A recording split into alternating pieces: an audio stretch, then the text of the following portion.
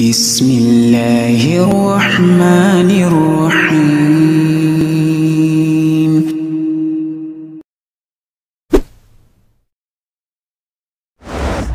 Assalamualaikum warahmatullahi wabarakatuh. Alhamdulillah teman-teman sekalian, pada kesempatan kali ini kita bisa berjumpa lagi dalam channel Makes Mudah.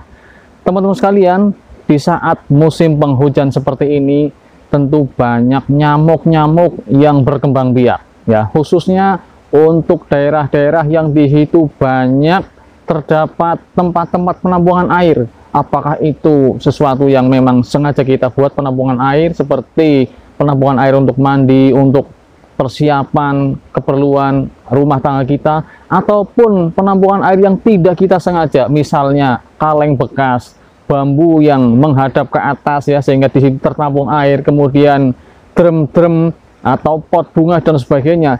Itu adalah beberapa tempat yang menjadi sarang nyamuk, karena di situ tertampung air sehingga nyamuk berkembang biak di situ, bertelur di situ ya, kemudian menetas, dan semakin banyak nyamuk-nyamuk yang ada di daerah tersebut.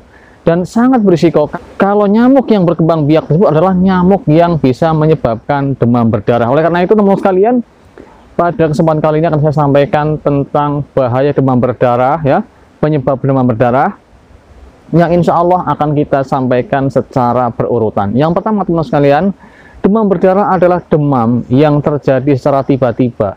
Demam tentu saja kita paham, kita tahu maknanya, yaitu kenaikan suhu badan yang lebih daripada suhu badan normal, dengan kondisi badan merasa kedinginan, menggigil, tidak nyaman sekali ya, rasanya tidak enak. Dan penyebab dari demam tersebut adalah virus dengue ya, virus dengue yaitu virus yang menyebabkan demam berdarah. Dan virus ini dibawa oleh nyamuk.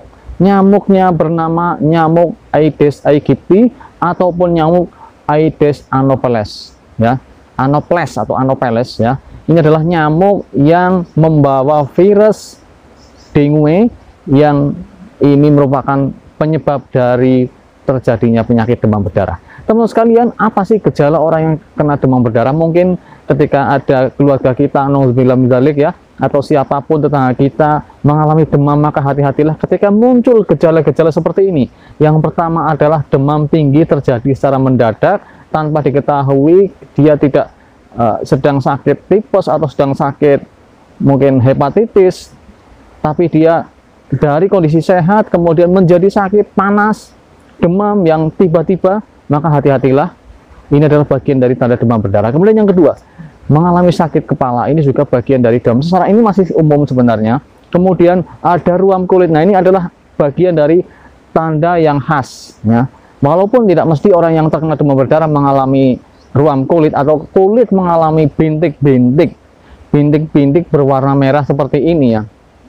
Ini adalah bagian dari tanda-tanda yang spesifik atau khas dari demam berdarah.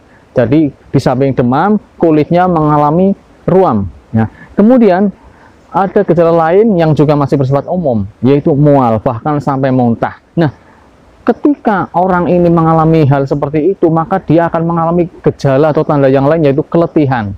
Badannya lemas, tidak berdaya, tidak ada tenaga sama sekali ya. Rasanya itu mau apa-apa males, inginnya tidur terus, mau duduk, mau berdiri, mau jalan, tidak mampu. Memang dia harus seperti itu ya. Memang harus istirahat total ketika dalam kondisi demam. Nah, di samping itu, dia memang kondisinya benar-benar sangat keletihan, sangat kelelahan, sangat capek, lesu ya, sehingga untuk melakukan apapun dia akan merasa malas. Tapi ketika dia ada kesempatan, dia tidak kemudian memaksakan diri untuk kesana kemari. Wah, saya kuat, walaupun saya lemes, saya tidak enak, saya kuat. Jangan. Dalam kondisi seperti ini, demam, maka sebaiknya istirahat yang cukup, bed rest atau istirahat di tempat tidur. Kemudian teman-teman sekalian, pada kondisi yang berat, seseorang yang mengalami demam berdarah dalam kondisi berat, dia akan mengalami perdarahan.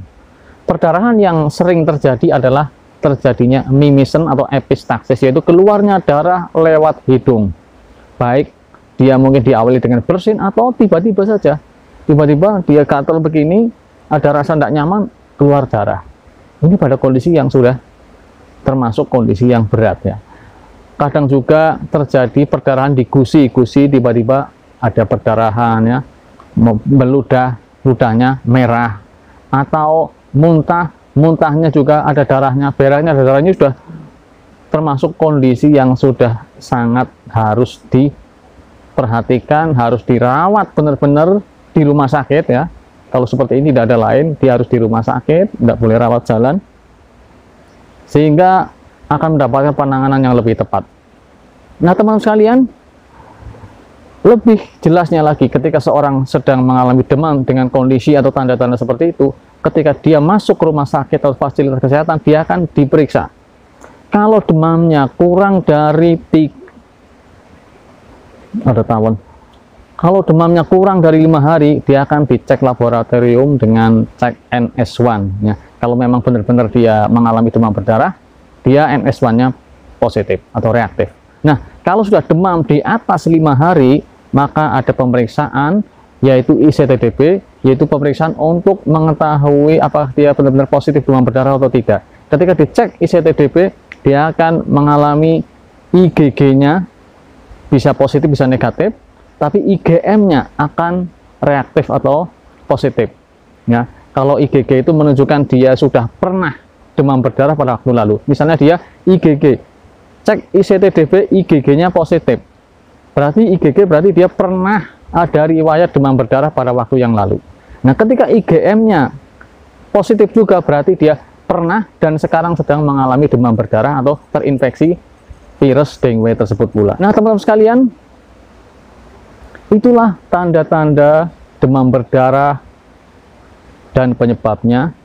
Dan insya Allah kita akan melanjutkan dengan bagaimana sih cara mencegah demam berdarah. Insya Allah pada kesempatan yang akan datang akan saya sampaikan. Cendrawasih burung irian, terima kasih, cukup sekian. Wassalamualaikum warahmatullahi wabarakatuh. Alhamdulillahi Rabbil Alamin, Ar-Rahmanir Rahim, Maliki Yawmiddin, Iyyaka na'budu wa iyyaka nasta'in, Ihdinas siratal mustaqim.